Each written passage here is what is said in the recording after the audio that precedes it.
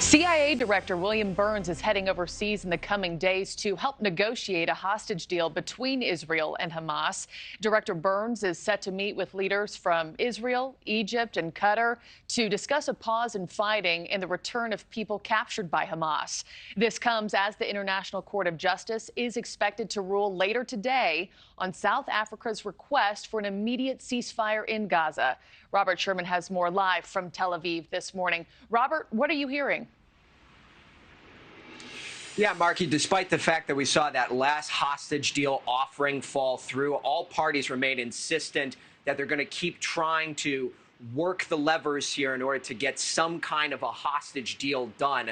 That's why Director Burns is heading back overseas to meet with those mediators.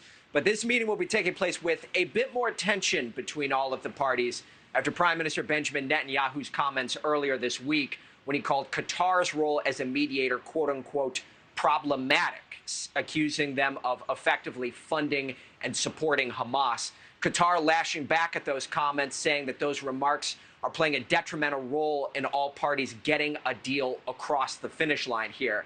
And when you stand here in Israel, there's without a doubt more mounting pressure for some kind of a deal to be cut or some kind of action to be taken in order to get all of their loved ones home. But you have two parties here that have effectively drawn hard lines in the sand. Hamas says they will only negotiate a deal that brings about the ending of the war, whereas Israel says the war will not end until Hamas is destroyed. Hamas came to annihilate us. We will annihilate them. We will deepen our roots in our country. We will uproot our enemies. We are committed to achieving complete victory. Complete victory means the elimination of Hamas, the return of all of our hostages. We are not giving up on this goal. One thing that could change the landscape of all of this is we are anticipating a ruling to come out of The Hague sometime in the next couple of hours or so, as South Africa alleges that Israel has committed genocide in Gaza. What they're calling for in a temporary relief would be a temporary pause or ceasefire in the fighting.